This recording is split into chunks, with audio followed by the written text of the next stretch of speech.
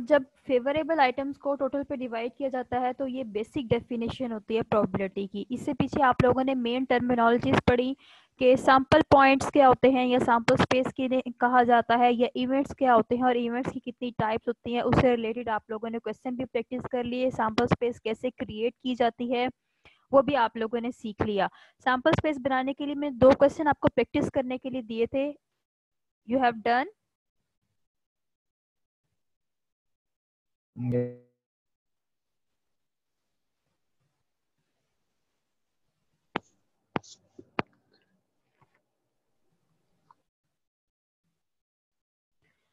Okay, so next आज का lecture start करते हैं। आज हम लोगों ने पढ़ना है methods of assigning probability. Methods जो है प्रोबेबिलिटी के बेसिकली 3 बेसिक मेथड है जिसमें हम प्रोबेबिलिटी असाइन करते हैं, या डिफरेंट सिचुएशंस में कौन सी प्रोबेबिलिटी का फॉर्मूला यूज होना चाहिए या कौन सा मेथड यूज होना चाहिए, वो आज हम लोगों ने पढ़ना है। और उन्हीं मेथड से रिलेटेड हम लोगों ने एग्जाम्पल और एक्सरसाइज को प्रैक्टिस भी करना है। फर्स्ट आप लोगों का मेथड है क्लासिकल प्रोबेबिलिटी अप्रोच। ये प्रोबेबिलिटी की बेसिक डेफिनेशन है और वेरी फर्स्ट मेथड है जिसको हम लोग यूज करते हैं प्रोबेबिलिटी को कंप्यूट करने के लिए। ये मेथड की डेफिनेशन मैं पढ़ देती हूँ। The method of determining probability based on the ratio of number of ways an outcome or event of interest can occur to the total number of ways or outcomes can occur when the individual outcomes are equally likely। ये वही definition है जो मैंने आपको last lecture में बताई कि जब हम लोग नंबर ऑफ फेवरेबल आउटकम्स को नंबर ऑफ टोटल आउटकम्स पे डिवाइड कर देते हैं तो हमारे पास क्लासिकल प्रोबेबिलिटी की डेफिनेशन बनती है। क्लासिकल प्रोबेबिलिटी की जो मेन चीज है वो क्या है? When the individual outcomes are equally likely, यानी कि हमारे पास जो सिचुएशन होनी चाहिए उसमें इवेंट्स या आउटकम जो है वो इक्वली लाइकली होने चाहिए। यानी हर एक के प्रोबेबिलिटी में या हर एक के सिलेक्ट होने के चांसेस जो है हर इवेंट के वो इक्वल होने चाहिए। वो इक्वली लाइकली प्रोबेबिलिटी के आपकी डेफिनेशन को सूट करता है। ये इक्वली लाइकली भी होता है और म्यूचुअली एक्सक्लूसिव इवेंट्स भी होते हैं। जब आप लोग अपने क्वेश्चन या उस सिचुएशन में देखो कि जब आपको इवेंट्स जो दिए जा रहे हैं या जो हमारे पास आउटकम्स गिवन है वो इक्वली लाइकली हैं, तो फिर आप लोग क्लासिकल डेफिनेशन को फॉलो करते हो। इसके लिए मैंने एक एग्जांपल यहाँ पर लिखी है। For example, flipping a coin one time there are 2 possible outcomes, head and tail. So each of these is equally likely to be occurred. Thus we have 1/2 is the probability of head occurring.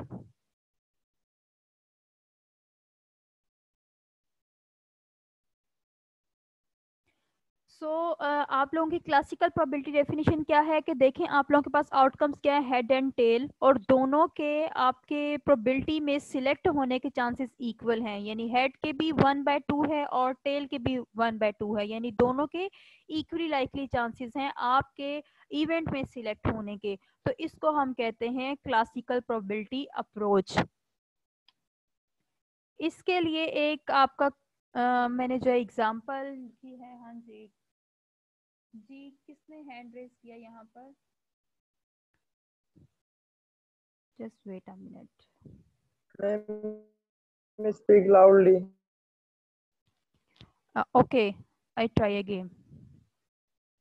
आप लोगों ने पीछे पढ़ा, मैं फिर से repeat कर देती हूँ। पीछे पढ़ा आप लोगों ने classical probability approach. Classical probability की फर्स्ट और बेसिक डेफिनेशन है जिसमें आप लोगों ने प्रोबेबिलिटी डिटरमिन करनी होती है एक रेशियो फॉर्मूले के साथ, और वो रेशियो होती है कि नंबर ऑफ फेवरेबल आउटकम्स को नंबर ऑफ टोटल आउटकम्स में डिवाइड कर दिया जाए। और इसकी बेसिक और मेन आपके पास जो आप लोगों ने याद रखने वाली चीज है वो ये है कि यहाँ पर आप लोगों की इंडिविजुअल आउटकम्स इक्वली लाइकली होती हैं। इसका मतलब क्या है? जो आपके पास आउटकम्स होती हैं हर एक के सिलेक्शन के चांसेस इक्वल होते हैं।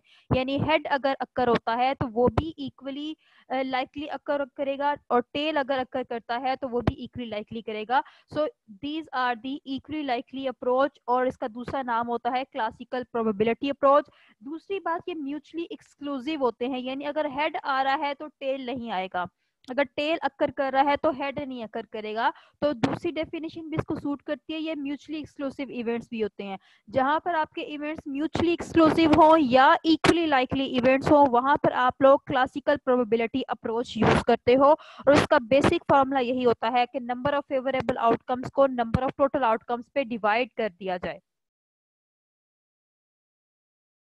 ओके, इसके लिए मैंने आपकी एक एग्जांपल यहाँ से लिखी हुई है, आपकी स्क्रीन पर शो हो रही होगी। From a well shuffled pack of 52 cards a card is drawn at random. 52 cards एक गेम है जिसमें से एक कार्ड को सिलेक्ट किए जाने की प्रोबेबिलिटी हमने निकालनी है। What is the probability that it is a black card and a picture card. अब सॉल्यूशन देख ले, जब भी आपने प्रोबेबिलिटी का क्वेश्चन करना है, सबसे पहले ये फॉलोइंग स्टेप्स जो हैं इनको आप लोगों ने देखना होगा। स्टेप 1 क्या होता है कि सबसे पहले आप देखें आपका रैंडम एक्सपेरिमेंट क्या है। यहाँ पर देखें स्टेप 1 में लिखा हुआ है डिटरमिन द रैंडम एक्सपेरिमेंट। आप लोगों ने पहले अपना रैंडम एक्सपेरिमेंट देखना होता है। तो यहाँ पर आपका रैंडम एक्सपेरिमेंट क्या है, well shuffled pack of 52 cards, यानी कि आप लोग कार्ड्स को प्ले कर रहे हो। तो प्लेइंग कार्ड्स आपके पास क्या है, ये एक रैंडम एक्सपेरिमेंट है। स्टेप 2 क्या है, डिटर्मिंग दी ऑल पॉसिबल आउटकम्स और सैंपल स्पेस। दूसरे स्टेप में आप लोगों ने जो भी आपका रैंडम एक्सपेरिमेंट होता है इसकी ऑल पॉसिबल आउटकम्स या सैंपल स्पेस को डिटर्मिन करना होता है। यहाँ पर आपके पास ऑल पॉसिबल आउटकम्स क्या है, 52 कार्ड्स। स्टेप 3 क्या होता है प्रोबेबिलिटी में, कि define the outcomes of interest. अब आप लोगों ने अपना इंटरेस्ट देखना है और उसकी आउटकम्स को डिफाइन करना होगा। यहाँ पर आप लोग देख रहे हो आप लोगों ने प्रोबेबिलिटी किसकी निकालनी है। थर्ड स्टेप में आपने देखना होगा कि प्रोबेबिलिटी बेसिकली आपको रिक्वायर किसकी है। What is the probability that it is a black card and a picture card. तो यहाँ पर आप लोग पहले ये देख लें, आपका जो इवेंट्स आप लोग सिलेक्ट करने जाओगे प्रोबेबिलिटी के लिए, वो इक्वली लाइकली या म्यूचुअली एक्सक्लूसिव इवेंट्स होंगे। अगर वो इक्वली लाइकली इवेंट्स होंगे तो आप लोग क्लासिकल डेफिनेशन को अप्रोच करोगे। यहाँ पर आप देख सकते हो, जब आप लोगों ने आउटकम्स ऑफ इंटरेस्ट देखे यानी ब्लैक कार्ड को सिलेक्ट करना था, since the pack is a well shuffled, pack जो है वेल शफल्ड कार्ड है, it means each card is equally likely is being selected and mutually exclusive also, यानी हर card के सिलेक्ट होने के चांसेस इक्वल हैं। सो ये आपके पास कौन सा हो गया इवेंट, इक्वली लाइकली इवेंट्स हो गए या इक्वली लाइकली आउटकम्स हो गए। यहाँ पर आप लोग क्लासिकल डेफिनेशन यूज कर सकते हैं। स्टेप 4 क्या होता है कि ये बहुत ही मेन स्टेप है। ऑल आउटकम्स के बाद यहाँ पर आप लोगों ने अपने इवेंट को डिफाइन करना होता है। इवेंट डिफाइन करना क्लास लाजमी है। मैं आपको पहले बता दूं, आपके क्वेश्चन में जब आप लोग इवेंट डिफाइन करोगे उसके 2 नंबर होंगे। अगर आप लोग अपने सैंपल स्पेस डिफाइन करोगे उसके 2 नंबर होंगे। इसलिए यहाँ पे मैंने स्टेप बाय स्टेप क्वेश्चन लिखा है ताकि इन्हीं स्टेप पे आप लोगों ने पूरा क्वेश्चन सॉल्व करना होगा। ठीक है, खाली आप लोगों ने प्रोबेबिलिटी का आंसर नहीं लिखना होता, आप लोगों ने स्टेप बाय स्टेप इस क्वेश्चन को सॉल्व करना होगा। यानी पहले आप लोगों की सैंपल स्पेस डिफाइन हो, देन आप लोग कौन सी प्रोबेबिलिटी की डेफिनेशन को अप्रोच कर रहे हो, क्लासिकल या और कोई मेथड यूज करोगे। फिर आप लोगों ने देखना होता है कि जो आपका इवेंट है वो कौन से आप लोग डिफाइन करने जा रहे हो, और डिफाइन आप लोगों ने खुद करना है। चूंकि आपके पीछे क्वेश्चन में गिवन है first one, probability that it is a black card, यानी आपने ब्लैक कार्ड की प्रोबेबिलिटी निकालनी है। तो आप लोग डिफाइन करोगे, late the event A shows that the selected card is a black card. अब इवेंट आपका कोई भी अल्फाबेट आप यूज कर सकते हो। अब चूंकि ब्लैक कार्ड सिलेक्ट करना था, यहाँ पे आप लोग ब्लैक बी यानी बी की अल्फाबेट भी यूज कर सकते थे, लेकिन आप लोगों की अपनी मर्जी है। जस्ट आप लोगों ने एक अल्फाबेट यूज करना है अपने इवेंट को डिफाइन करने के लिए। Late the event A shows that the selected card is a black card. अब हमने देखना है कि हम लोगों ने जो फर्स्ट इवेंट डिफाइन किया वो ब्लैक कार्ड सेलेक्ट करने का था, और सेकंड क्या था, पिक्चर कार्ड। और सेकंड जो आपकी प्रोबेबिलिटी निकालने के लिए सेकंड इवेंट आप लोगों ने डिफाइन किया, let the event B shows that the selected card is a picture card. तो इवेंट ए आपका हो गया किसके लिए, ब्लैक कार्ड की सिलेक्शन के लिए, और इवेंट बी आपका हो गया पिक्चर कार्ड की सिलेक्शन के लिए। अब आप लोगों ने इनके नंबर ऑफ आउटकम्स डिफाइन करने हैं। तो इसको स्मॉल एन से शो किया जाता है। Small N of A is equal to 26 है, क्योंकि आपको पता है, ये आपको मैंने प्रीवियस लेक्चर में भी बताया कि जब आपका वेल शफल्ड 52 कार्ड्स का डेक होता है, उसमें आपके पास ब्लैक कार्ड्स 26 होते हैं और रेड कार्ड 26 होते हैं। तो जाहिर सी बात है, अगर हम लोगों ने ब्लैक कार्ड सेलेक्ट करना है तो नंबर ऑफ आउटकम्स यानी ब्लैक कार्ड्स के जितने कार्ड्स हैं वो 26 होंगे। तो एन ऑफ ए आप लोगों ने 26 लिखना है। यहाँ पर आपका स्मॉल एन यूज होना है। स्मॉल एन बी का मतलब क्या होगा, नंबर ऑफ बी इवेंट, और बी इवेंट आप लोगों के पास क्या है, पिक्चर कार्ड। और पिक्चर कार्ड आप लोगों के पास कितने होते हैं, ये मैंने लास्ट लेक्चर में भी बताया, जिन कार्ड्स के ऊपर पिक्चर बनी होती है। और पिक्चर किन के ऊपर बनी होती है, किंग, क्वीन और एस कार्ड के ऊपर। सो इन कार्ड्स को जब आप लोग टोटल करते हो, 4 3 4 सूट्स होते हैं और हर कार्ड में 3 पिक्चर कार्ड होते हैं, तो 4 3 12 कार्ड्स। 12 कार्ड्स यहाँ पर मैंने लिख दिए, इनके नंबर ऑफ आउटकम्स।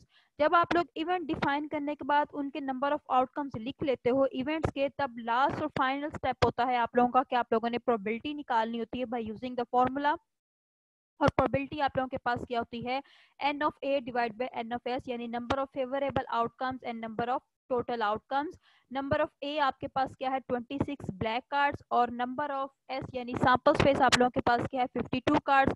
इस तरह से इवेंट ए की प्रोबेबिलिटी ऑफ ए आ गई 1/2। फिर उसके बाद आप लोगों ने पिक्चर कार्ड की प्रोबेबिलिटी निकालनी थी, यानी बी इवेंट की प्रोबेबिलिटी, और पी ऑफ बी आपके पास हो गया 12/52, यानी एन ऑफ बी आपके पास 12 था और टोटल 52 थे, तो आपके पास सिंप्लीफाई करके ये आंसर आ गया। Any question class? मैम ये बी वाले के 12 कहाँ से आए मैम? बी वाले के 12 कैसे आए? अच्छा, मैं आपको बता देती हूँ, आप लोगों के पास हर 4 सूट होते हैं आप लोगों के पास आपके डेक में। अगर मेरे पास इस वक्त पड़ी हो लास्ट आप लोगों की स्लाइड्स लैपटॉप में, तो मैं वो शेयर करके आपको बता देती हूँ पिक्चर कार्ड कैसे मैंने बताए आपको। Just wait a minute.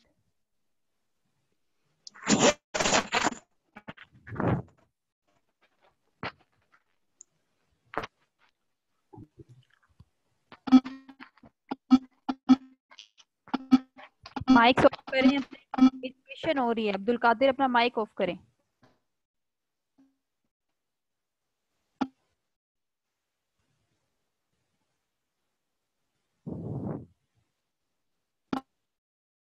No इस वक्त अवेलेबल नहीं है लैपटॉप में आपकी last slides.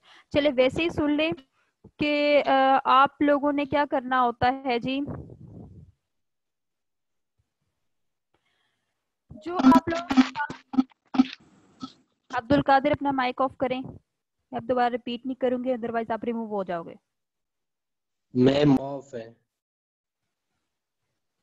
Okay, so question था कि पिक्चर कार्ड आप लोगों के कितने होते हैं। पिक्चर कार्ड वो होते हैं जिन कार्ड्स के ऊपर फेस बना होता है, और पिक्चर कार्ड में एक किंग होता है जिसका फेस बना होता है, एक क्वीन होता है जिसका फेस बना होता है, और थर्ड वन होता है जैक, यानी जिसका फेस बना होता है।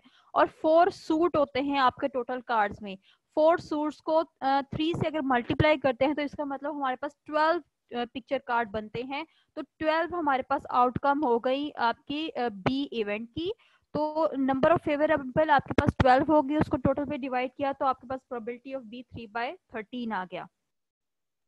ओके क्लास, नेक्स्ट आप लोगों का एक्सरसाइज से क्वेश्चन है। जी जी, 1/2 कैसे आया था मैम ऊपर जो पिछले वाले स्लाइड में? 1/2 कैसे आया था? जी मैम। 26/52 है ना, इसको सिंप्लीफाई करोगे तो आंसर 1/2 हो जाएगा। जी मैम। ठीक है, ओके। आप लोग अब ऐसा करें, आप लोगों को मैं बुक शेयर करती हूँ आपकी, और वहां से एक्सरसाइज का एक क्वेश्चन प्रैक्टिस करते हैं। आप लोग रजिस्टर्स और पेन अपने हाथ में पकड़ें। एक्सरसाइज का क्वेश्चन है 4.10, पेज नंबर है 156-7। बल्कि मैं आपको प्रैक्टिस करवा देती हूँ, वेट अ मिनट, क्योंकि एक्सरसाइज भी साथ साथ में होती रहे आप लोगों की बुक की तो बेहतर है।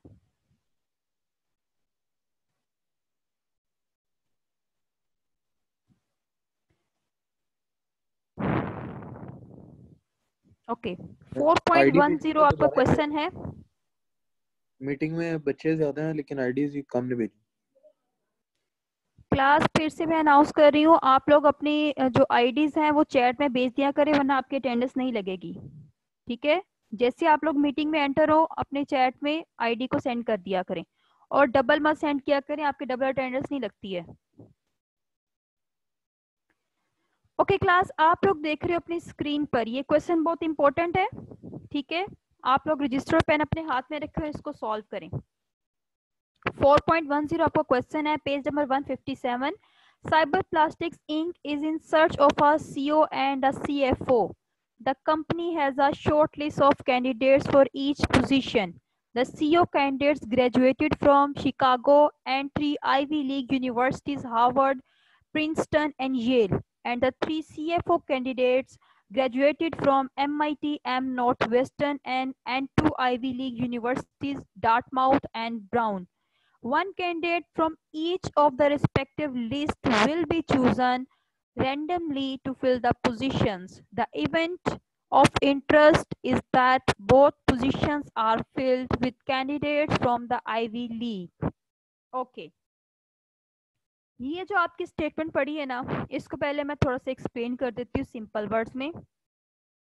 ऐसा है कि एक कंपनी है, ठीक है, साइबर प्लास्टिक उसका नाम है, वो लोग अपनी कंपनी के लिए दो जो है पोजीशंस को हायर करना चाहते हैं, यानी 2 लोगों को हायर करना चाहते हैं। एक पोजीशन है सीईओ की और एक डेजिग्नेशन है सीएफओ की।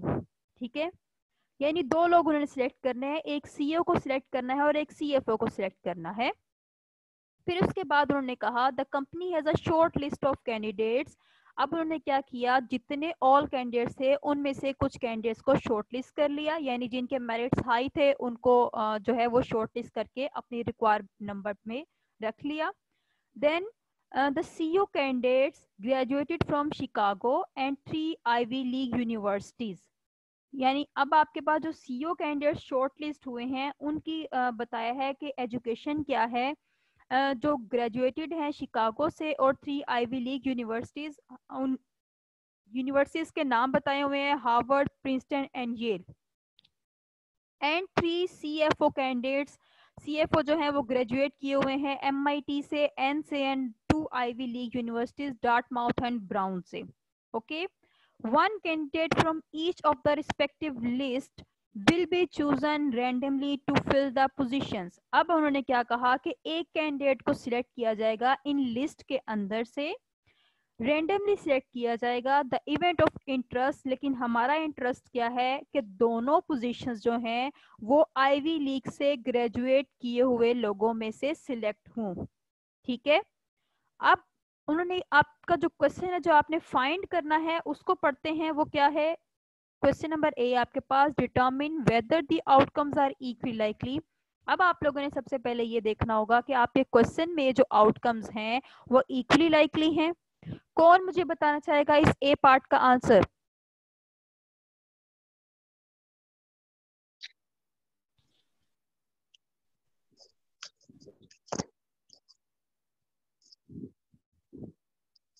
मैम इक्वली लाइकली है मैम ना इक्वली लाइकली नहीं है। मैम, ये 3 है वो candidate. One candidate from each of the will be chosen randomly. Yes, so ये इक्वली मैम लाइकली हुआ या नहीं? मैम लेकिन ईवी लीग के तो उसमें 3 हैं सीईओ मैम के लिए। इक्वली लाइकली हुआ ना, क्योंकि मैम ये तो आईवी लीग इंटरेस्ट की है हम हमारा। लोगों ने बात नहीं की अभी, आईवी लीग यानी हमने अपने इवेंट की बात नहीं की अभी, हम सिर्फ आउटकम्स को देख रहे हैं कि उनके सिलेक्शन के जो चांसेस हैं वो इक्वली लाइकली हैं या नहीं है। मैम इक्वली लाइकली है क्योंकि रैंडमली चूज कर रहे हैं ना। इक्वली लाइकली है वेरी दोनों का 1/5 आएगा, क्योंकि दोनों ही सीईओ की भी एक पोजीशन हम सिलेक्ट कर रहे हैं, सीएफओ की भी एक पोजीशन हम सिलेक्ट कर रहे हैं, और उसके लिए कोई आप लोगों की डिटर्मिनिस्टिक यानी कोई फॉर्म नहीं हम लोगों ने बनाई हुई कि ये हमारा कोई बाइस डिसीजन नहीं है कि हम लोगों ने इनमें से कोई एक को फेवर किया हुआ है तो यही हमारा सिलेक्ट हो जाएगा, इसके लिए हमारे वोट ज्यादा हो जाएंगे, ऐसा नहीं है। हमारे इवेंट ऑफ इंटरेस्ट तो है कि इनमें से शायद कोई सिलेक्ट हो जाए क्योंकि उनकी हो सकता है कि उनका मेरिट ज्यादा हो उसमें से, लेकिन रैंडमली हम लोग सिलेक्ट कर रहे हैं, कोई बायसनेस नहीं है। जब रैंडमली सिलेक्ट हो रहे हैं तो हर एक के चांसेस के जो आपके सॉरी हर एक के सिलेक्शन के जो चांसेस हैं वो इक्वल हैं।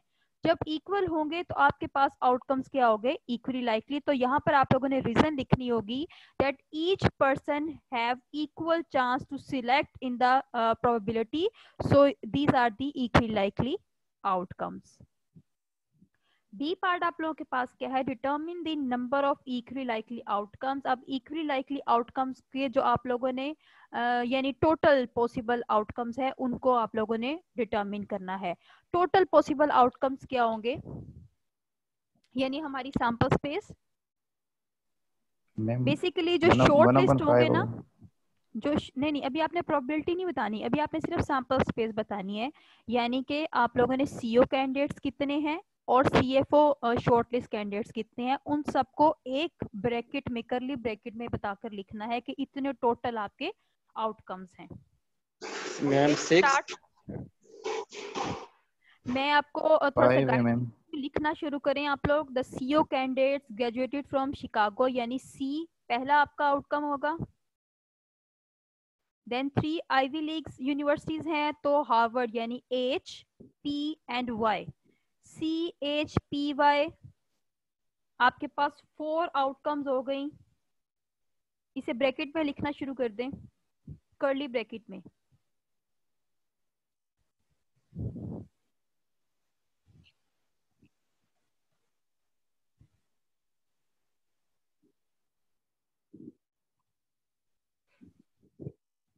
देन सीएफओ के लिए 3 आप लोगों के कौन कौन से जो है वो आप यहाँ पर लिखी हुई यूनिवर्सिटीज, एक एम लिखी हुई है MIT, then Northwestern N लिखी हुई है, 2 आईवी लीग यूनिवर्सिटीज लिखी हुई है डार्टमाउथ D एंड B। यहाँ से भी 4 हो गए, M N D and B।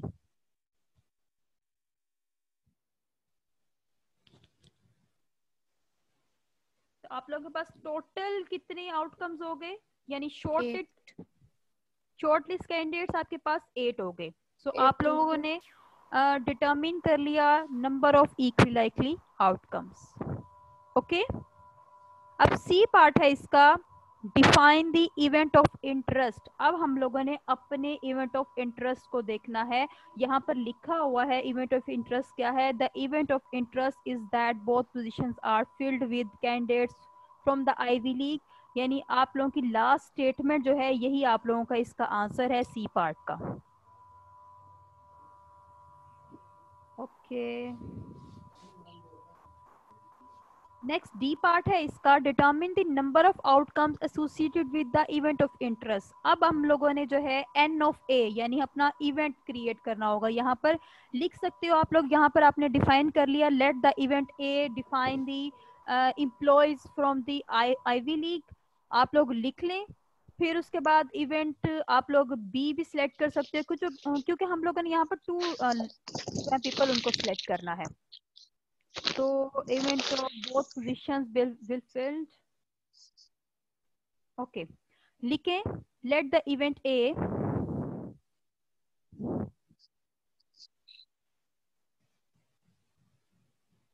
that the selected CO candidate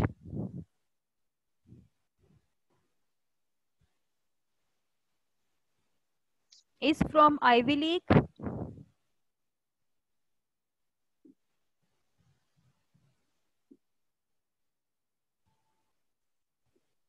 और सेकेंड इवेंट डिफाइन करें, let the event B define that the selected employee CFO is from the Ivy League। 2 event आप लोगों ने यहाँ पे डिफाइन कर दिए। अब उनके नंबर ऑफ आउटकम्स आप लोग लिख सकते हो इजीली। नंबर ऑफ आउटकम्स देखें क्वेश्चन में क्या है। फर्स्ट वन में आपके सीओ के लिए यानी एन ऑफ ए आपके पास क्या हो जाएगा, 3 एच पी और वाई, ये आपके पास एन ऑफ ए हो गया।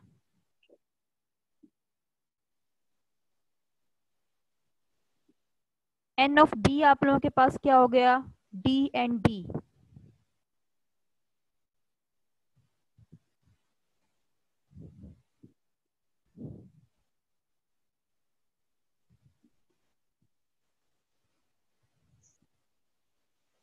अब आप लोग फेवरेबल को टोटल पे डिवाइड करें और इनकी प्रोबेबिलिटीज निकाल लें। Got it?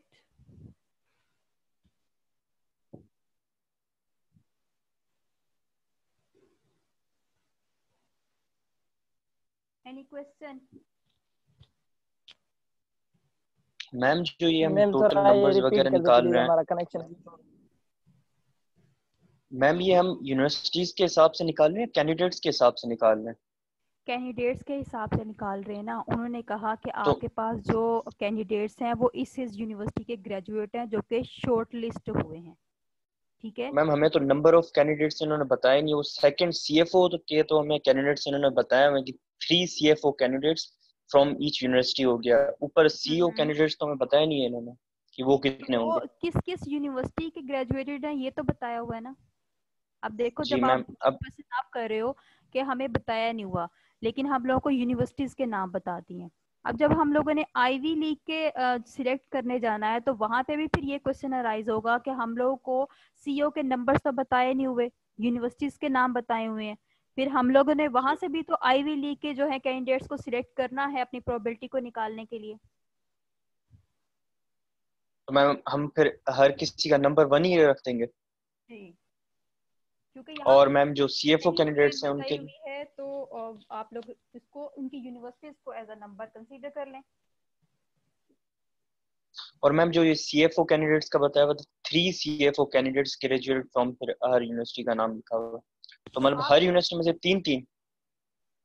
नहीं, हर यूनिवर्सिटी से 3-3 नहीं है, क्योंकि आईवी लीग के डिफरेंट बताए हुए हैं यहाँ पर। और just wait a minute, ma'am ये देखिए ना, the 3 CFO candidates graduated from MIT, Northwestern and 2 Ivy League universities, Dartmouth and Brown. तो इसका मतलब मैम 3 जो है आप लोगों के इस यूनिवर्सिटी जो इससे हैं नॉर्थ वेस्ट से, और 2 आप लोगों के आईवी लीग के हो गए, और उनके आगे नाम भी बताए हुए हैं, डार्ट के और ब्राउन के, डार्टमाउथ के और ब्राउन के।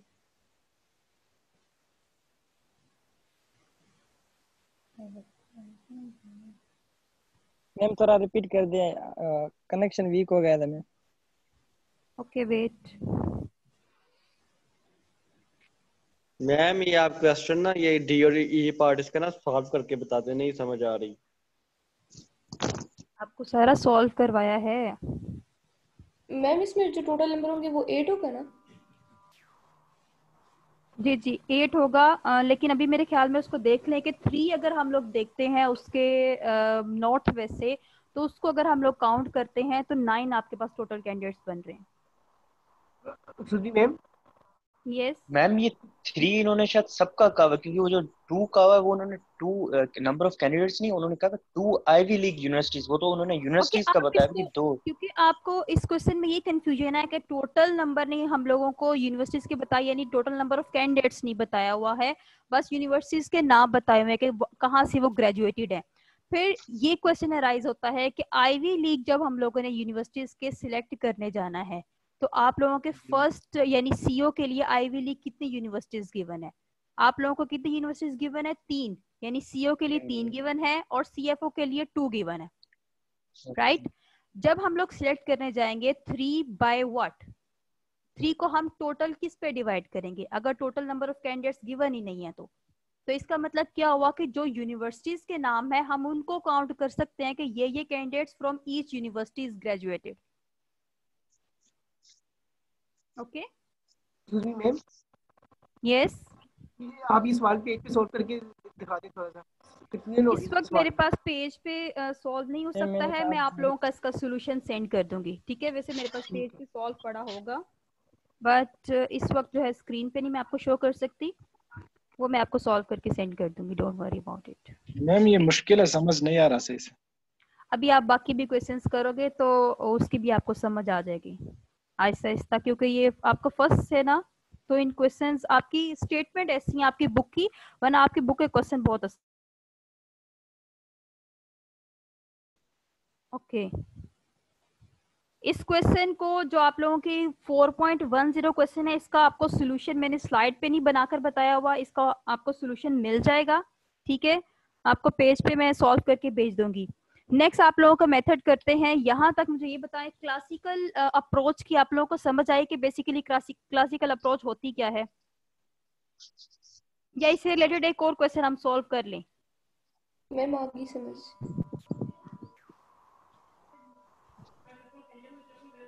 ओके, सो क्लासिकल अप्रोच में बेसिकली हमारी डेफिनेशन क्या थी कि आपके पास इवेंट्स इक्वली लाइकली होने चाहिए और नंबर ऑफ फेवरेबल को हम लोग टोटल पे डिवाइड कर देते हैं, तो हम लोग क्लासिकल डेफिनेशन से प्रोबेबिलिटी निकाल सकते हैं।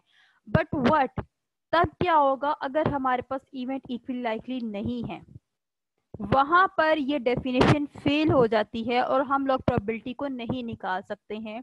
तो वहां पर हम लोग second kind of definition use करते हैं। पहले इसका क्रिटिसिज्म देख लें कि क्लासिकल अप्रोच का क्रिटिसिज्म क्या है। The definition fails when the assumption of equally likely outcome is not fulfilled. यानी ये आपकी क्लासिकल अप्रोच की डेफिनेशन फेल हो जाती है जब आप लोगों की इक्वली लाइकली आउटकम्स अवेलेबल नहीं होते हैं। For example when the coin is not fair, हो सकता है कि आपका कॉइन जो हो वो फेयर ना हो, अनफेयर कॉइन हो, यानी उसकी 2 आउटकम्स ना हो, 3 आउटकम्स हो, 2 हेड हो सकते हैं, 1 टेल हो सकता है, डिपेंड करता है कॉइन की शेप पे। सो समटाइम्स आपका कॉइन फेयर भी नहीं होता है, तो वहां पर ऐसी सिचुएशन में आपके पास इक्वली लाइकली आउटकम्स नहीं होते हैं, तो क्लासिकल अप्रोच वहां पर फेल हो जाती है। सेकेंड आपका पॉइंट क्या है क्रिटिसिज्म का? In some problem it is not possible to enumerate the number of possible outcomes when they are infinite. ये आप लोगों की डेफिनेशन फाइनाइट सिचुएशन को तो सूट करती है, जब आप लोगों के पास टोटल आउटकम्स आप लोग निकाल सकते हो।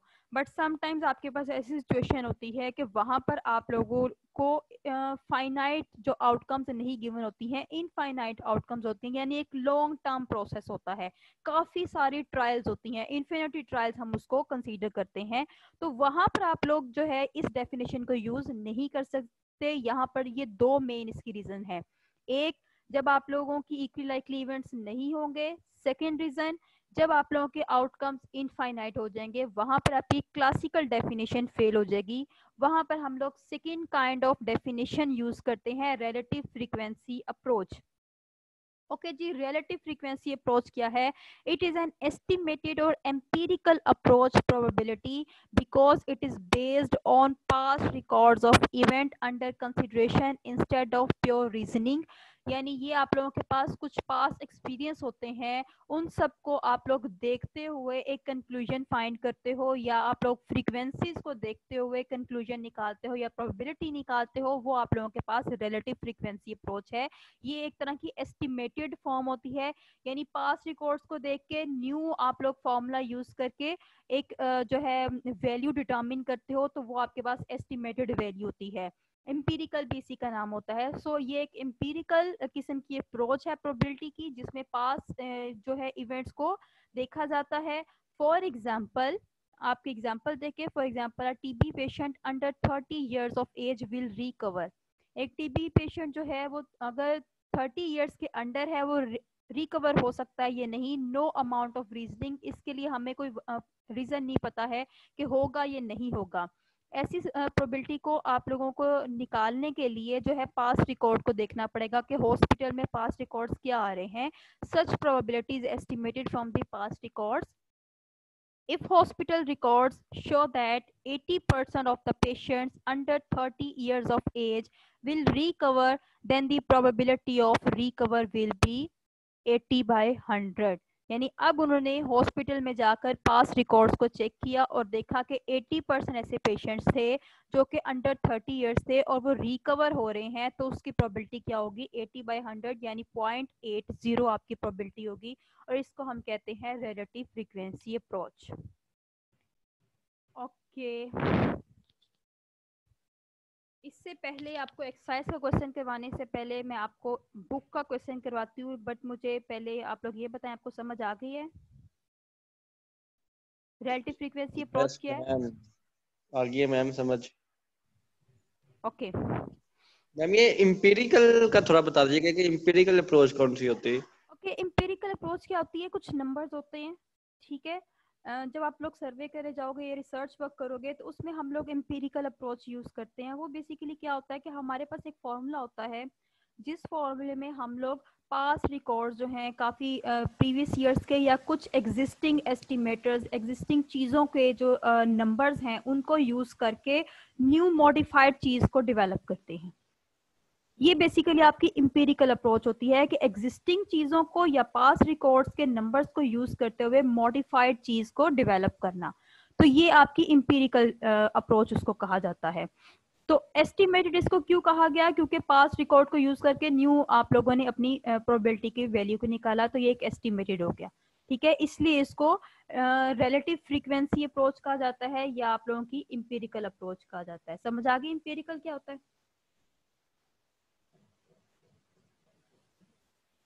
Got it?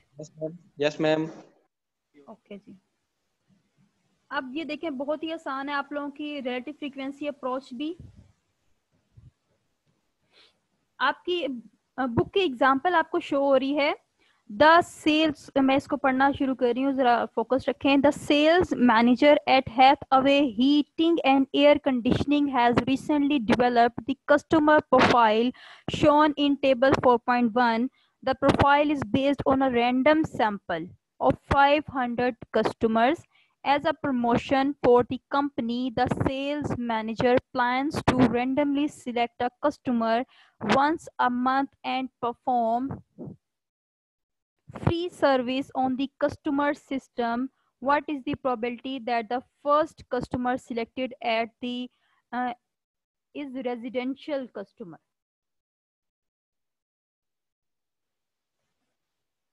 Okay.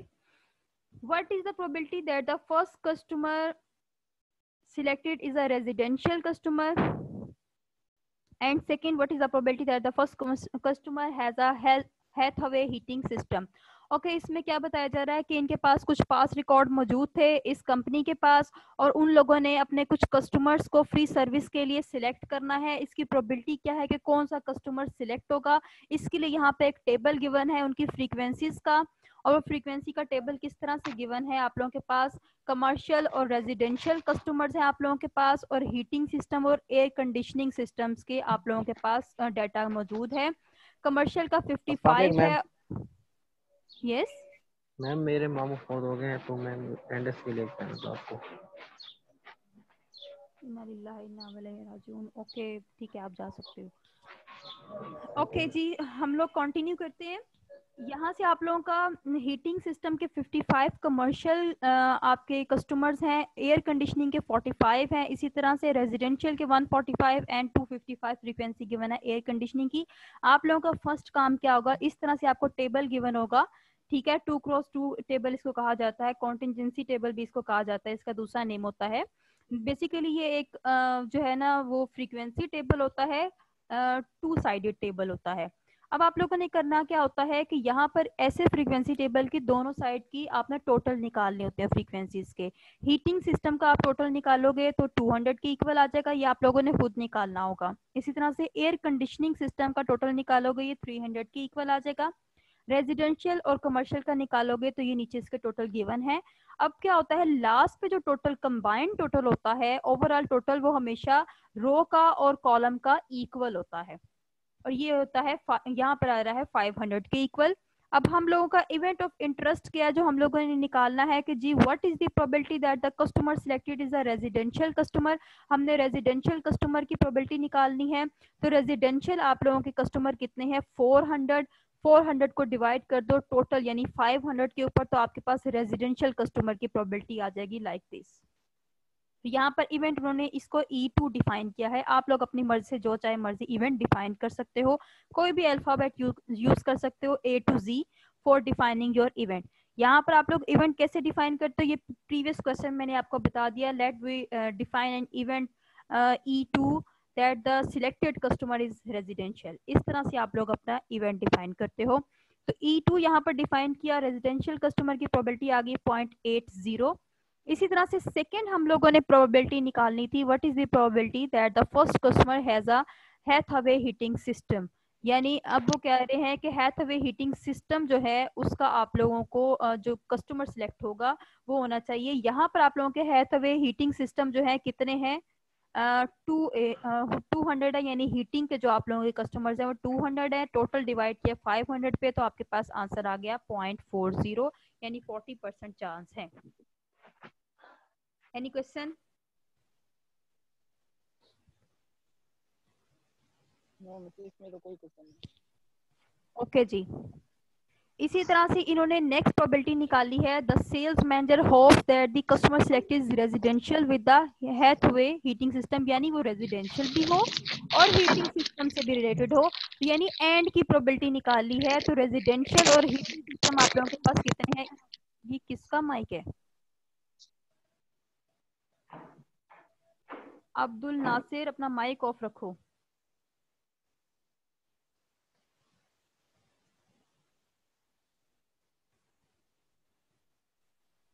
ओके जी, तो आप लोग देख रहे हो जब उन्होंने एंड की प्रोबेबिलिटी निकाली है, यानी उन्होंने क्या कहा है कि वो कस्टमर रेजिडेंशियल भी हो और हैथवे हीटिंग सिस्टम से भी हो, तो यहाँ पर आप लोगों के पास वो कौन सा कितने नंबर हैं कि रेजिडेंशियल भी है और हीटिंग सिस्टम वाला भी है, तो वो ये है 145। 145 को आप लोग डिवाइड कर दोगे टोटल यानी 500 पे, तो आपके पास दोनों की प्रोबेबिलिटी 0.29 के इक्वल आ जाएगी। ठीक है, ये आप लोगों की बुक से एग्जांपल थी। अब आप लोग जो है इसी बुक की एक्सरसाइज का क्वेश्चन करते हैं 4.8 for the practice of relative frequency approach. Same इसी बेस पे है, पहले इस क्वेश्चन को पढ़ लें। The results of a census of 2,500 employees of a mid-sized company with 401k retirement accounts are as follows। ठीक है, यहाँ पर आप लोगों के पास ये अकाउंट्स नंबर गिवन है, यानी इतने अकाउंट्स में उनके पैसे थे और मेल और फीमेल की फ्रीक्वेंसी गिवन है। अब आप लोगों ने क्या करना है कि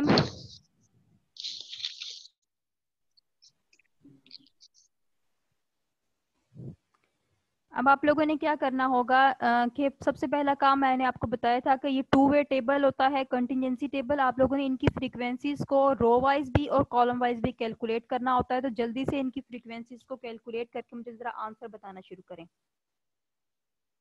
आप लोगों के पास बुक्स होंगी या रजिस्टर्स होंगे, आप लोग रो वाइज जो होंगे सामने, जैसे 635 को ऐड करो 495 पर और इनकी फ्रीक्वेंसीज को ऐड करके लिखना शुरू कर दो।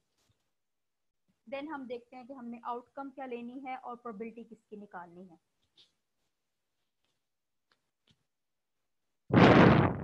कैलकुलेटर्स है ना आप लोगों के पास?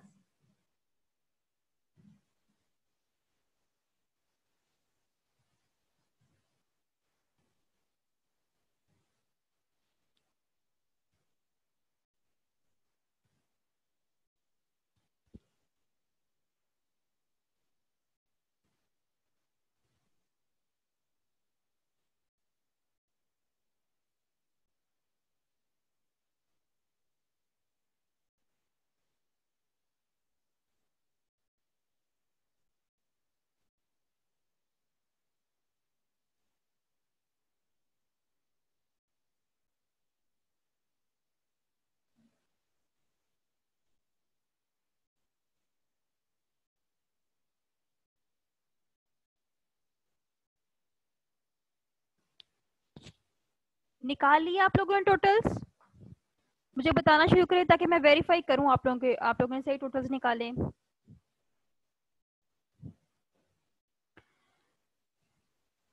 मैम बस ये मेल निकालने थे।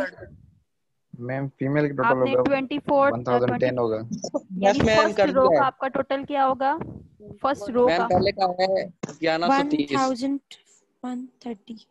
Okay good. सेकंड रो का 392। 395। 95 395 is the total of second row, and third row 775। 775 yes 775, and fourth row 700 200 ma'am. 200। इसी तरह से फर्स्ट कॉलम यानी मेल के कॉलम का टोटल क्या है आप लोगों के पास? Ma'am 1490। Yes 1490, and second column का 1010। 1010। ओके जी, ओवरऑल टोटल यानी आप लोगों के पास तमाम फ्रीक्वेंसीज का ओवरऑल टोटल क्या है? 2500। 2500। 2500। वेरीफाई आप लोगों ने कर लिया होगा। नेक्स्ट क्वेश्चन क्या देखते हैं जी। Suppose researchers are going to sample employees from the company for the further study based on the relative frequency assessment method. What is the probability that a randomly selected employee will be a female? यानी आप लोगों का randomly selected employee जो है वो female होगा, इसकी आप लोगों ने प्रोबेबिलिटी निकालनी है। तो late the event E1 define the selected candidate is female. इसका मैंने सोल्यूशन जो है लिखा हुआ है, पहले आप लोग स्क्रीन पे इसका कंप्लीट क्वेश्चंस देख लो कि पहले हम लोगों ने फीमेल के लिए जो है वो 40%। प्रोबेबिलिटी निकालनी है। देन आप लोगों ने निकालनी है 25,000 और 49,999 के लिए प्रोबेबिलिटी निकालनी है, यानी ये सेकेंड आप लोगों का जी रो है, इसके लिए प्रोबेबिलिटी निकालनी है। सी पार्ट आप लोगों को क्या है, compute the probability that a randomly selected employee will be a female with an account balance between 50,000, यानी वो फीमेल भी हो और उसका अकाउंट बैलेंस 50,000 हो, तो ये आपके 260 नंबर्स हो जाएंगे। ठीक है, देख लिया आप लोगों ने क्वेश्चन। यस अब इसका सोल्यूशन मैं आपको दिखा देती हूँ, स्लाइड पे मैंने किया हुआ है इसको।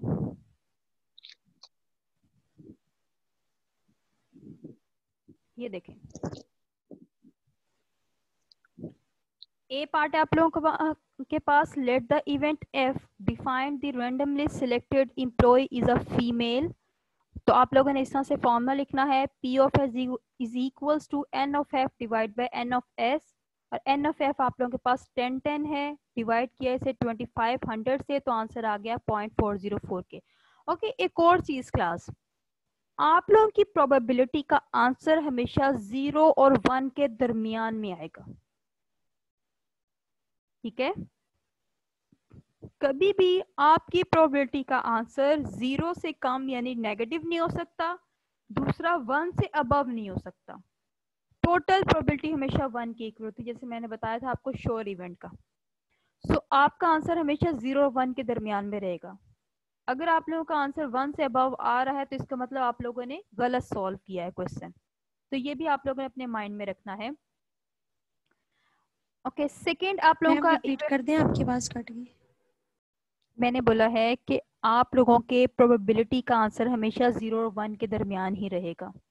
ठीक है, कभी भी 1 से अबव नहीं हो सकता आपका आंसर। अगर 1 से अबव आता है, ये 0 से कम यानी नेगेटिव हो जाता है, तो आप लोगों ने क्वेश्चन जो है वो गलत सॉल्व किया होता है। ठीक है, सो आप लोगों का जो भी प्रोबेबिलिटी का आंसर होगा हमेशा पॉइंट में होगा और 1 से लेस ही होगा। Let the event A define the selected employee having account balance between $25,000 and $49,999। अब इसके लिए आप लोगों ने इवेंट डिफाइन किया A, डिफाइन करने के बाद जी आंसर हमेशा 0 और 1 के दरमियान क्यों रहेगा, वो इसीलिए रहेगा 0 और 1 के दरमियान में क्योंकि ये इसके एक्सियम्स हैं प्रोबेबिलिटी के, कि आप लोगों की प्रोबेबिलिटी जो है हमेशा 0 और 1 के दरमियान में रहती है। अच्छा, एक बात ये मुझे बताइए कि आप लोगों को पता है जब आप किसी भी चीज की रेशियो निकालते हो, परसेंटेज निकालते हो, तो परसेंटेज कहाँ तक रहती है, 100 तक, 0 से स्टार्ट होके 100 तक रहती है परसेंटेज, ऐसा ही है। तो ये आप लोग अगर इसे 100 से मल्टीप्लाई नहीं करते हो, फॉर एग्जांपल अभी हम अपनी परसेंटेज को यानी 100 से मल्टीप्लाई नहीं करे, वैसे डिवीजन में आंसर लिख रहे हैं, रेशियो का आंसर निकाल रहे हैं, तो 100 से मल्टीप्लाई किए बिना जो भी हम लोग रेशियो निकालते हैं तो वो हमेशा आप लोगों की 0 और 1 के दरमियान में आंसर नहीं होता।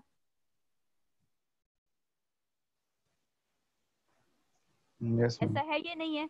आप अपने मार्क्स जो आप लोगों ने लिए हैं उसको ऑब्टेन मार्क्स को टोटल पे डिवाइड करो, तो आंसर आपके पास क्या आएगा, कोई पॉइंट में आंसर होगा। सो आप लोगों की प्रोबेबिलिटी पे यही चीज है, हम लोग निकाल रहे हैं एक रेशो, ठीक है, उसको अभी हम परसेंटेज में कन्वर्ट नहीं कर रहे, उस रेशो को हम लोग कह रहे हैं ये हमारी प्रोबेबिलिटी है। तो प्रोबेबिलिटी का एक्सियम ये है कि इसका आंसर हमेशा 0 और 1 के दरमियान ही रहता है, क्योंकि हम लोग इसकी परसेंटेज नहीं इसको बना रहे हैं, अभी उसकी सिर्फ रेशो का आंसर निकाल रहे हैं। Okay, hope you get your answer.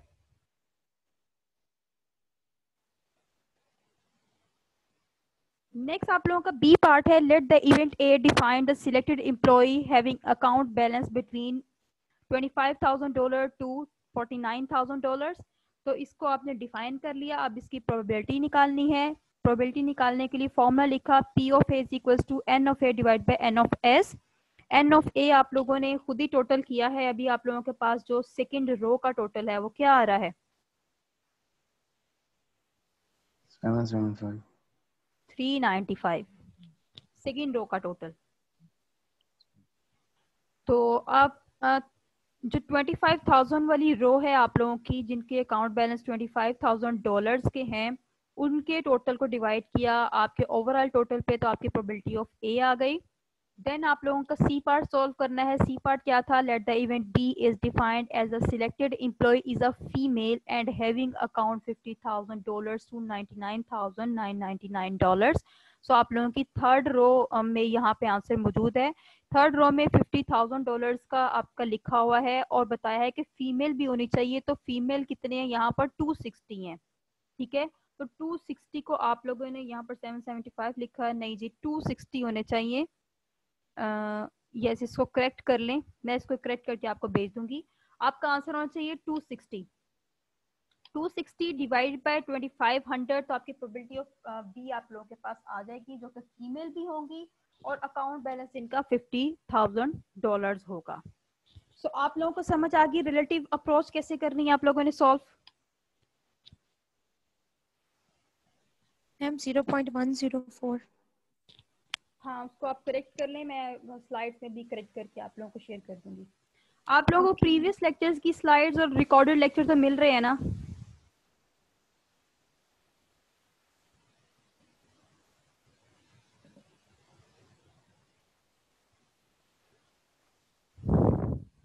Okay ji, third आप लोगों की अप्रोच है प्रोबेबिलिटी की सब्जेक्टिव अप्रोच। सब्जेक्टिव अप्रोच क्या होती है? ये एक ऐसा मेथड है जो कि आपकी किसी भी पर्सन की थिंकिंग से बिलोंग करता है, क्योंकि सम टाइम ऐसा होता है कि हम लोगों को फ्रीक्वेंसी ही पता नहीं होती है, हम लोग सिर्फ गेस करके अंदाजा लगा सकते हैं। जैसे मैंने आपको कहा था कि हम लोगों के कुछ अपने भी गेसेस होते हैं। अगर आपका इंटरव्यू अच्छा होता है तो उस पर आप गेस कर सकते हो कि मुझे जॉब मिल जाएगी। अगर आप लोगों का एग्जाम का जो अटेम्प्ट होता है वो बहुत ही अच्छा होता है, यानी आप पूरे क्वेश्चन करके आते हो सॉल्व, तो आपको अंदाजा होता है कि आप लोग अच्छे नंबर गेन करोगे। तो इस तरह की जो एक्सपर्टीज ओपिनियन होती है, वहां पर हम लोग प्रोबेबिलिटी के लिए सब्जेक्टिव अप्रोच यूज करते हैं। Subjective approach क्या है? The method that defines probability of an event as reflecting a decision maker's state of mind regarding the chances that the particular event will occur। और second क्या है जो बहुत important है? When the past experience is not available, क्योंकि हमारे पास कोई frequency given नहीं है, कोई पास्ट एक्सपीरियंस गिवन नहीं है, decision makers must make a subjective approach. तो वहां पर डिसीजन मेकर जो है एक सब्जेक्टिव यानी अपनी थॉट या अपने अंदाजे से प्रोबेबिलिटी को निकाल सकते हैं, वो उनकी एक्सपर्टीज के ऊपर डिपेंड करता है। ओके जी, यहाँ पर सब्जेक्टिव अप्रोच के लिए मैंने ये आप लोगों की लास्ट स्लाइड का क्वेश्चन है, यहाँ पे आपको मैं शेयर करती हूँ बुक से।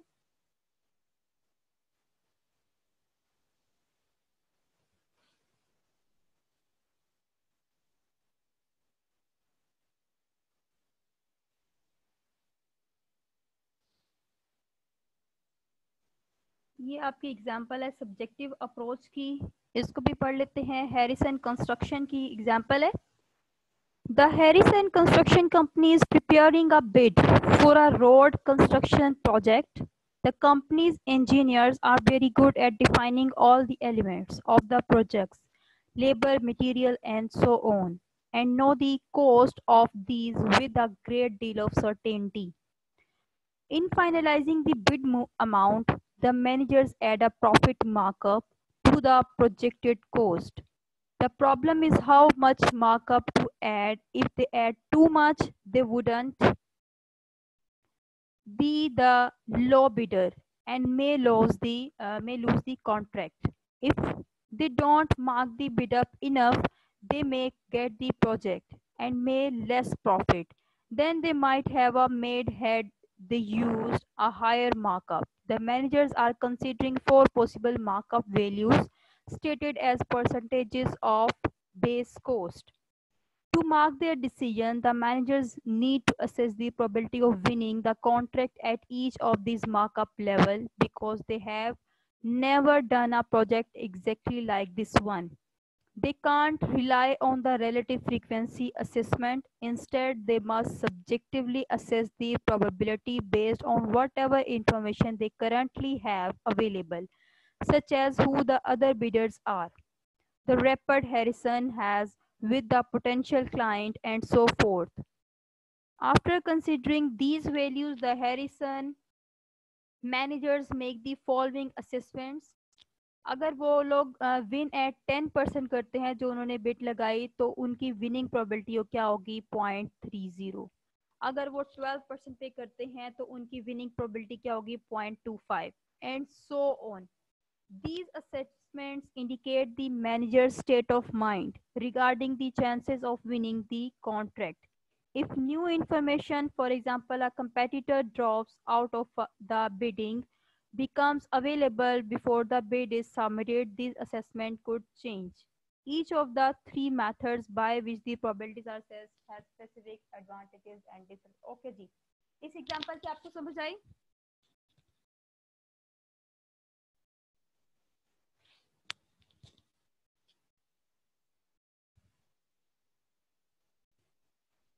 सिंपल आप लोगों की एग्जांपल थी. उन्होंने एक बिड यानी एक अमाउंट क्रिएट करनी थी आपके प्रोजेक्ट के लिए. उससे पहले उन्होंने ऐसा कोई प्रोजेक्ट नहीं किया था.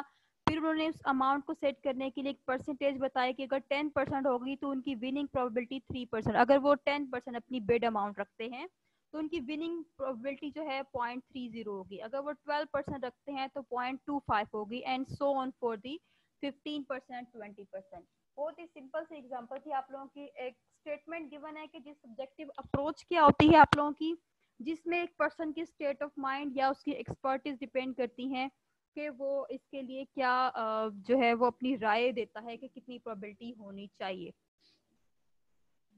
आज हम लोगों ने किया आप लोगों के 3 जो बेसिक मेथड थे प्रोबेबिलिटी की डेफिनेशन के. फर्स्ट आप लोगों का था classical approach, second relative assessment थी, थर्ड आप लोगों की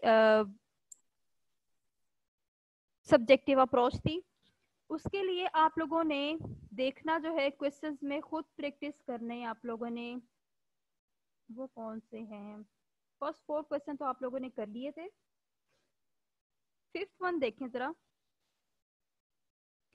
In each of the following indicate what method of probability assessment would most likely be used to assess the probability. What is the probability that a major earthquake will occur in California in the next 3 years? यहाँ पे आप लोगों की कौन सी approach use होगी? Relative past experience के हिसाब से ना कितना फ्रीक्वेंटली अकर होती है. रिलेटिव.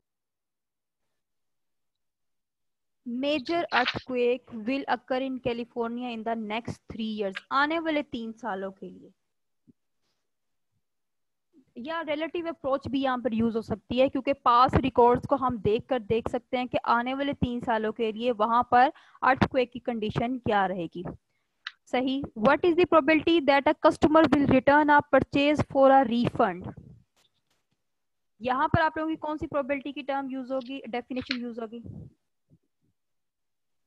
ये सब्जेक्टिव. नो. यहाँ पे वो लोग कस्टमर आपका जो प्रोडक्ट है वो रिटर्न करेगा ये नहीं करेगा, उसके लिए भी वो पास रिकॉर्ड चेक कर सकते हैं कि कौन सा ऐसा प्रोडक्ट है जिसके लिए कस्टमर सेटिस्फाई नहीं है, वो रिटर्न करके जाते रहे हैं. तो उस प्रोडक्ट के बारे में वो पास रिकॉर्ड्स को देखकर यहाँ पर अपनी जो है फ्रीक्वेंसी की अप्रोच, रिलेटिव अप्रोच को यूज कर सकते हैं. Then C part. An inventory of appliances contains 4 white washers and 1 black washer. If a customer selects one at random, what is the probability that the black washer will be selected? तो ये आप लोगों को numbers given है तो simple आप लोगों ने क्लासिकल प्रोबेबिलिटी अप्रोच यहाँ पर यूज करनी है. 4.6 क्वेश्चन ये आप लोग कर सकते हो. ओके जी, ये सिंपल सी आपकी स्टेटमेंट क्वेश्चन है. इसके लिए आपने कोई सोल्यूशन नहीं करना, बस अब बताना है कि कौन सी अप्रोच हम यूज करेंगे. ठीक है. और ये मेरे ख्याल में पर्सनल जजमेंट के ऊपर ही होगा, क्योंकि लिखा हुआ है long time friends Pat and Tom agree on many things but not the outcome of American League, pennant race and the World Series. Pat is originally from Boston and Tom is from New York. They have a steak dinner bet on next year's race, with Pat betting on the Red Sox and Tom on Yankees. Both are convinced they will win. First A part है, what probability assessment technique is being used by the two friends? कौन सी technique यहाँ पर use होगी?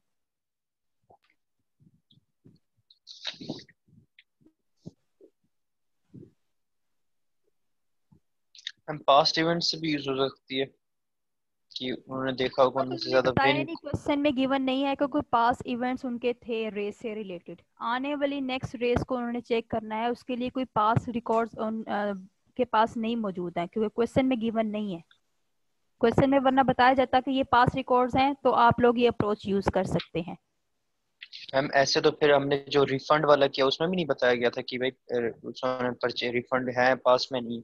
आपका ये question जो है ना रिफंड वाला, what is the probability customer will return a purchase for a refund, अब उनको कैसे अंदाजा होगा? उनके पास ऑलरेडी रिकॉर्ड मौजूद होते हैं कि हमारे कौन से प्रोडक्ट हैं जो कस्टमर्स के लिए फेवरेबल हैं, हमारे कौन से प्रोडक्ट्स हैं जो कस्टमर पसंद नहीं कर रहे वो वापस कर सकते हैं।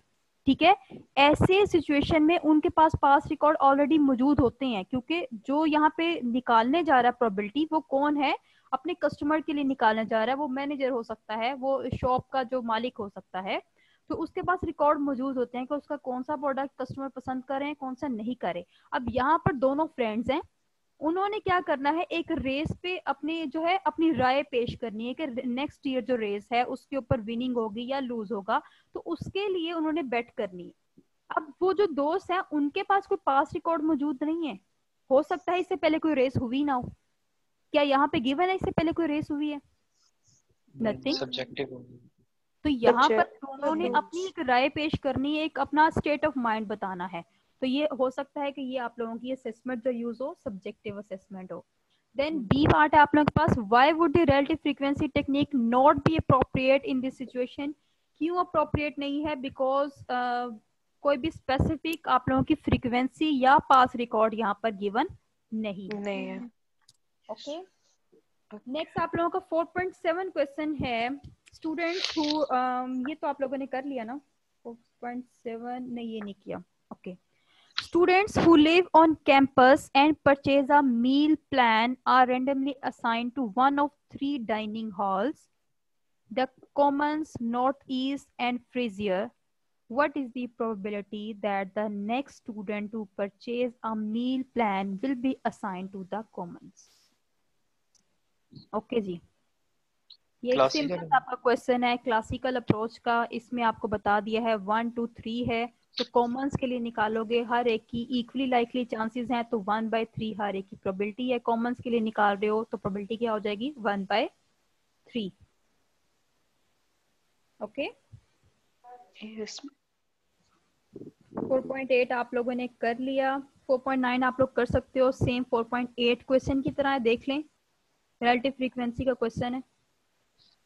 4.10 भी आप लोगों ने कर लिया, बस इसकी ये कंफ्यूजन है कि ये जो आपके सीईओ और सीएफओ कैंडिडेट्स की ग्रेजुएटेड यूनिवर्सिटीज के नाम बताए हुए हैं या ये पॉसिबल आउटकम्स बताई हुई है शॉर्टलिस्ट कैंडिडेट्स की, तो इसका मैं एक्चुअली कंफर्म करके आप लोगों को सोल्यूशन जो है भेज दूंगी।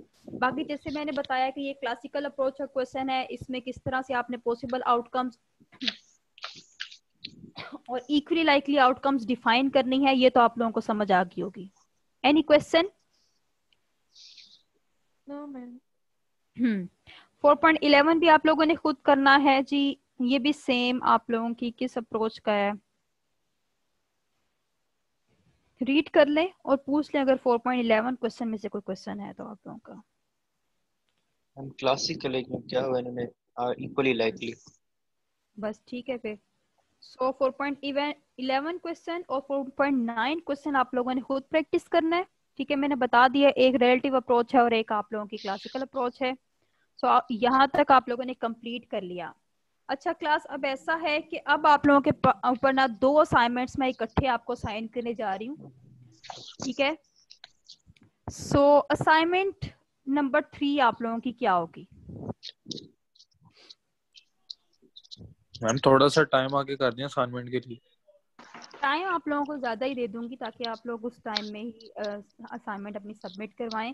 लेकिन ऐसा है कि आप लोगों की जो मेजर्स ऑफ डिस्पर्शन का टॉपिक है उसमें से आप लोगों ने कोई असाइनमेंट या क्विज नहीं अटेम्प्ट किया है, ऐसा ही है? तो उस टॉपिक में से आप लोगों को एक असाइनमेंट में आज बनाकर सेंड करूंगी, असाइनमेंट 3, ठीक है, मेजर्स ऑफ डिस्पर्शन से रिलेटेड। वो आप लोगों ने इसी वीक में सबमिट करवानी है। एक क्वेश्चन होगा, ठीक है, वो पहले आप लोगों ने प्रैक्टिस भी किया हुआ है, तो वो इसी वीक में आप लोगों ने मुझे सबमिट करवाना होगा, ठीक है? Okay ma'am. मैम आज तो सैटरडे है, कल संडे है। हाँ तो अच्छी बात है ना, एक दिन में जल्दी से एक क्वेश्चन सॉल्व हो जाएगा आप लोगों का। ये भी ठीक है वीक मैम। का मतलब क्या है मेरा कि आने वाले नेक्स्ट लेक्चर तक आपकी वो असाइनमेंट कंप्लीट हो जानी चाहिए, ठीक है?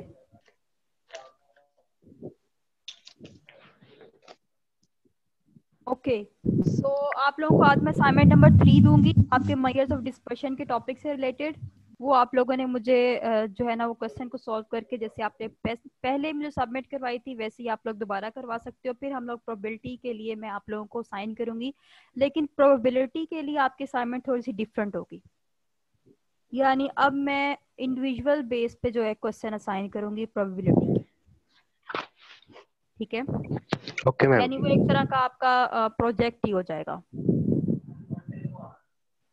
तो असाइनमेंट के साथ एक प्रोजेक्ट की भी आपकी, क्योंकि आप लोगों ने कहा कि प्रेजेंटेशंस हम लोग नहीं कर सकते हैं, वरना मैंने कहा था इन प्रोबेबिलिटी के क्वेश्चंस के लिए मैं आपकी ग्रुपिंग कर दूं क्लास की और आप इस तरह से मुझे प्रेजेंट कर दें आपकी मेकअप क्लासेस में।